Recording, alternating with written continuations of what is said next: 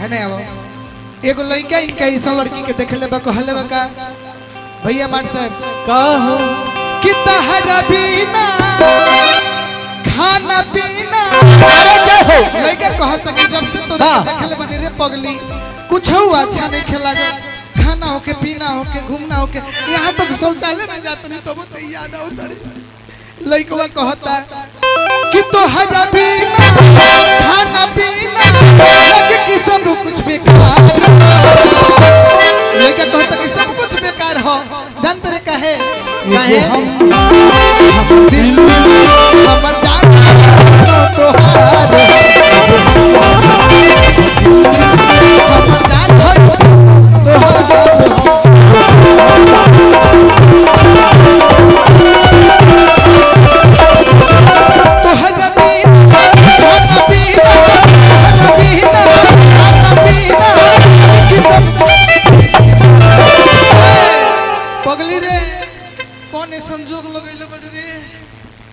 पगली के पगला के जोग लागल भाई से कहता हम जान हर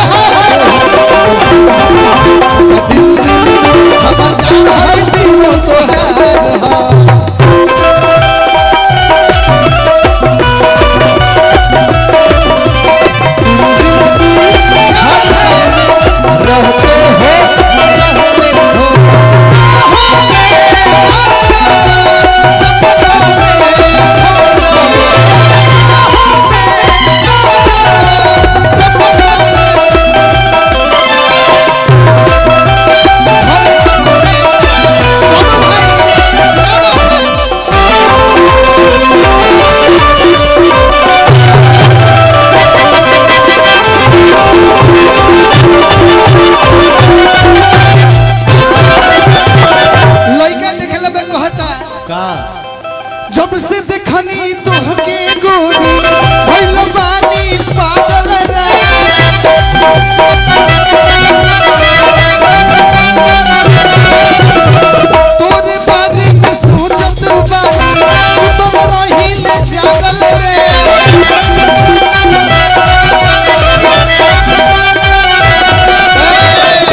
कहत लइका कि जब से तोहके देखले रहिले हम पागल रे अब तोहरे खातिर रतिया बानी हम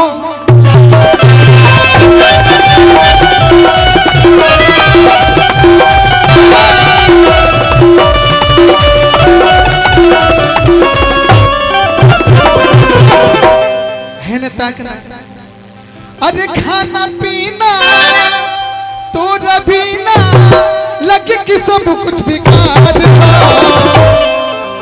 जान तू के उससे प्यार कइले बारू बोल ना 15-20 गो से ना कहत या कि ना मैं किछ तो हम कइले बनी तो इस गल भाई गो हम हमर दिल हमर जान तो हमर दिल हमर जान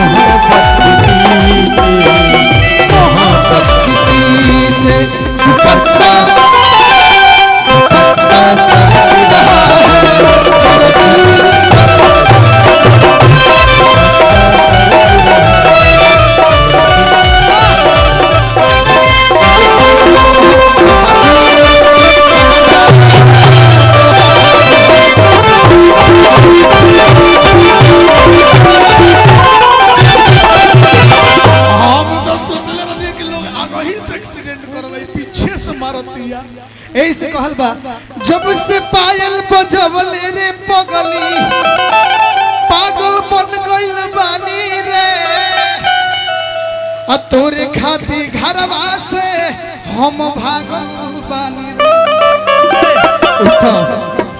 लाला ए मौसा है पोजीशन ठीक करो ना। हाइड्रा ठीक करो ना। अरे जब से देखले बानी ये रानी अरे तो हर चढ़ल जमानी ना ठीक से हम खाना खाने ना पीले पानी हो। जब से देखले बानी के होश में ना पानी हो।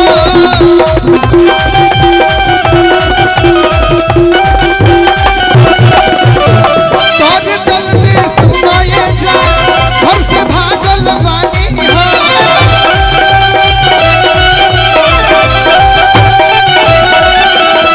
जब से देखले बानी तोहरे भइल बानी पागल हो। तोरे खातिर सुनाए जा रात भर बानी जागल हो। धक धक दिल धड़कावे कनखी से नियर बुलावे।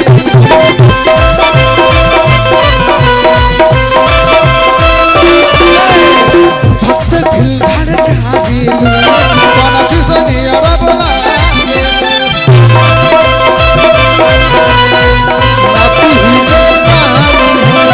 तारा पीना खाना पीना तारा पीना खाना पीना लगे कि सब कुछ बेकार।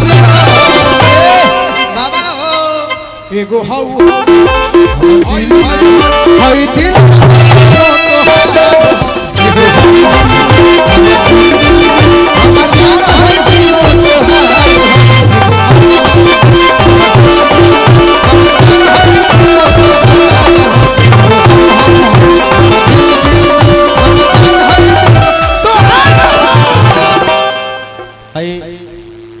ब्रोदर्स अदा श्यामपुर बाजार 101 रुपया के पुरस्कार।